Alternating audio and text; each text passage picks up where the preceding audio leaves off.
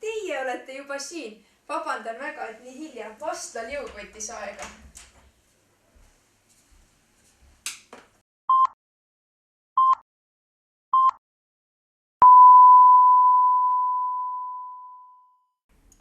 Tere, armsad vaatajad! Mina olen Hanna-Renata ja teie vaatate uut meediani. Aega on küll mööda läinud, aga loodetavasti annate te meile võimaluse järelvastamiseks. Meie järelvastamise esimene lugu viib meid tagasi vastlapäeva, aga kui nüüd tänast ilma vaadata, siis polekski nagu aega mööda läinud.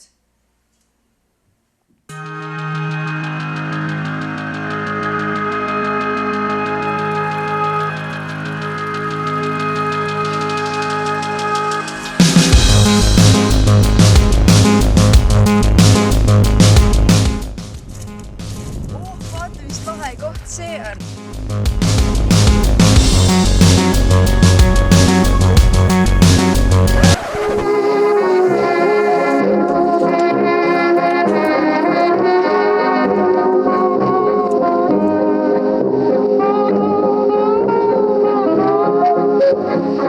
Mida vastlapäeval söödi?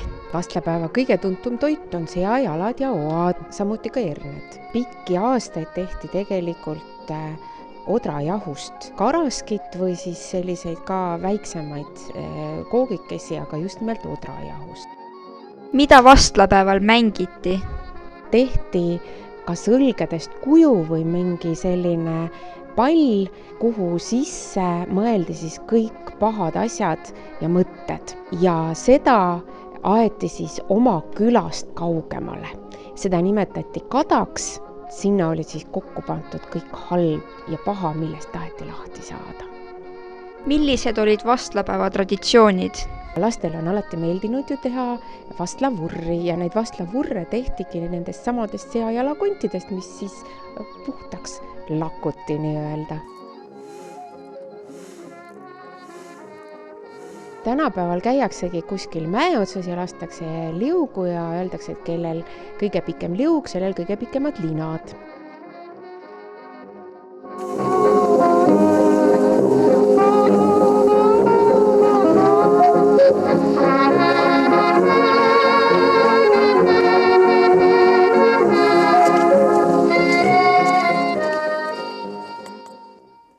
Nagu isegi arvata võite, võttis selliste transpordivahenditega Karilatsist Põlvasse tulebki ilmatuma pikka aja, aga hoolimata sellest kõigest oleme meie oma vastlaliu üle erakordselt uhked.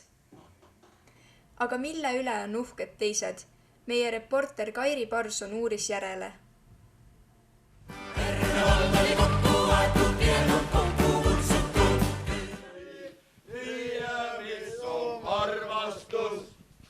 Eestlased on sellepärast uhked, et eestlastel on nüüd Setomaa.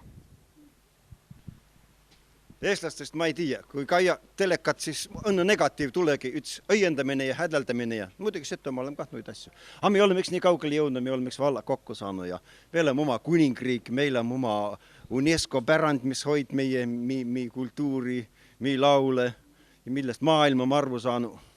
Eiski presidendi proua on austama naanu Seto rahvareivit ja Time Miis on ka väga tubli miis, et õigel tiil.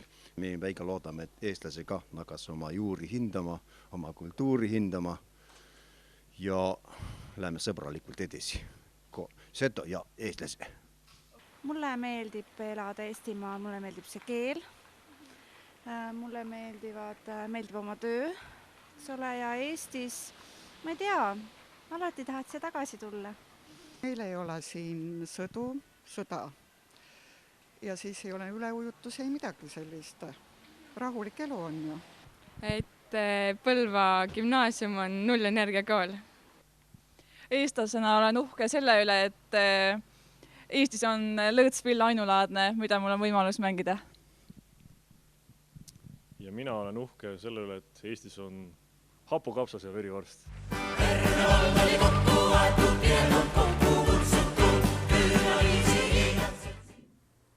Ärge siis veel sööma rutake. Meedian kestab ikka edasi. Märtsikuus toimus ideekonkurss Välgatuse lõppüritus. Mis loodusnähtusega on sealjuures tegemist? Lähme vaatame kohe järele.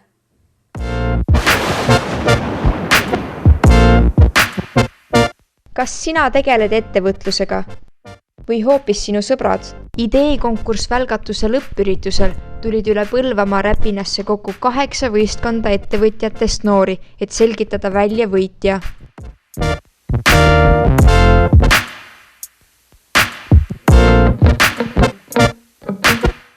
Peamine eesmärk oli see, et panna noori tegutsema. Anda neile võimalus asju ise teha, ise algatada, läbi viia erinevaid protsesse ja loomulikult läbi selle eelkõige ka ise õppida.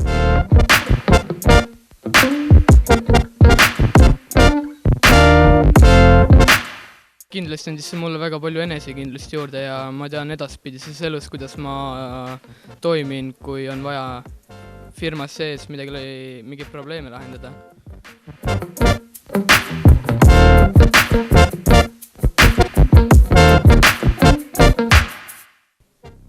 Võib-olla arutaks ennem läbi, kui palju inimesi firmasse võtta. Võib-olla rohkem, võib-olla vähem. Oleneb olukorrast.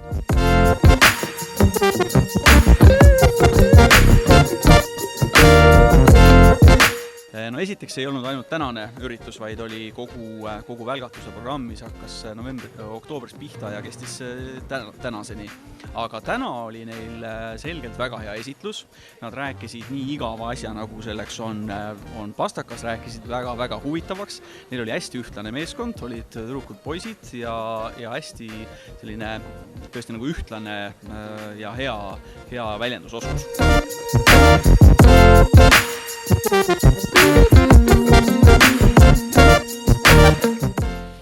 No ma olen muusikaettevõtja, ühtlasi ka muusik, aga kuna ma olen iseenda tööandja, siis on see otseselt ettevõtlusega seotud, nii et igapäevaselt tegelen ettevõtlusega või nii.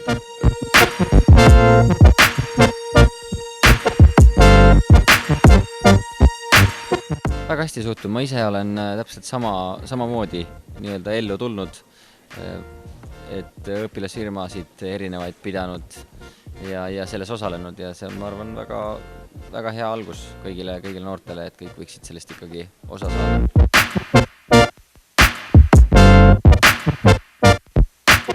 Kui asjad ei lähe kõik nii, nagu tahaks, et see on hea, see ei ole mitte pahasti, kui plaanid ei täitu, vaid pigem see ongi õppimise koht.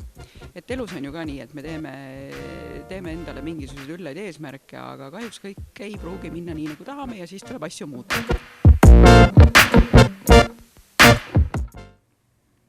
Meedian ongi peaaegu lõppenud ning lubame uue saatega rutemini valmis saada.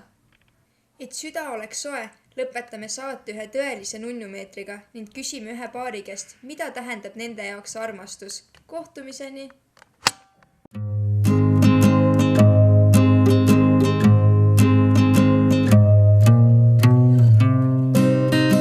See on midagi ilusat.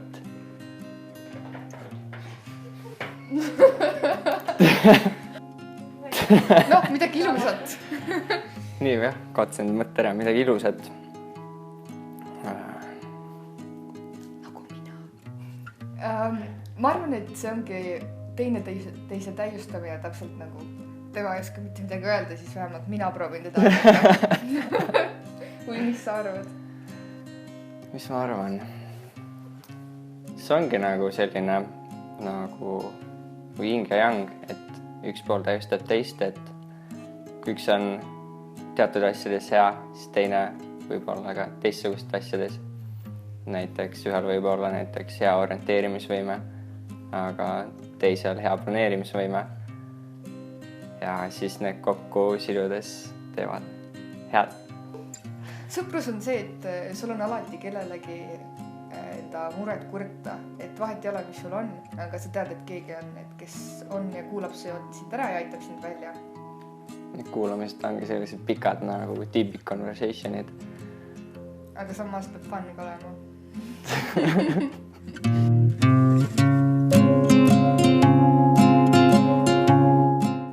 Unistuste kohtingul mul tahab nagu rohkem, mõtlen tulevikku, et näiteks kuskil 70-80 aastaselt, kus sul on lapsed ja lapselapsed, ja siis selle momendil, kus sa terve selle perega koos oled, enda armastatuga, et siis sellel hetkel nagu sa tead, et kõik on korras, et sa oled enda elu hästi elanud ja ma ei tea, midagi sellist. Mina nii tiivilt päris ei mõtle. Ma oleks lihtsalt mõtlen nagu siis, kui mingi ikka see noor oled mingi 20-30, et siis minu mõelest oleks ülivinge, kui näiteks saaks näiteks mingi langevarjuhüppe teid, mingi siuke oleks ülivinge. Jah, nagu ekstreemne midagi, et nagu mitte tavaline valentinipäeva õhtusöök kuskil restoranis, mis on nii nagu mage ja ära räägitud juba, et pigem midagi sellist ekstreemsemat. Võtad viimase ampsu praadi lennuki pealt, hüppad alla või? Tead, pigem jah. Pigem küll, kui mingi terve õhtu kuskil restoranis.